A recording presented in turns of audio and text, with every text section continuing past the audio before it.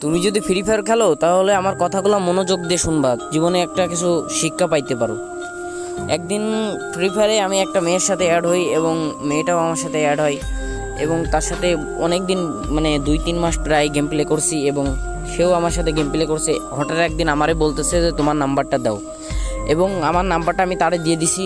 সে এবার ইমোইতে যায় আমারে নক দিছে এবং তার সাথে 8-9 মাস পর্যন্ত কথা হওয়ার পরে একদিন বলতেছে যে যে জান আমারে 100 মতো ডায়মন্ড টপ আপ করে দাও।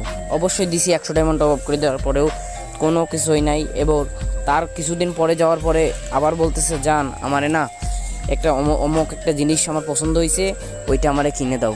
এবার দিছি, তারপরেও একদিন বলতেছে যে জান আমার টাকা লাগবে, কিছু টাকা দাও। এবার তারে আমি 1000 টাকা দিছি। দেওয়ার পরে এবং ইমোতে অনেক দিন কথা বলার পরেও আমরা গেমেও প্রত্যেক দিন নিয়মিত গেম খেলতাম, গ্রুপে অনেক আড্ডা দিতাম। এবং একদিন বলতেছে যে জান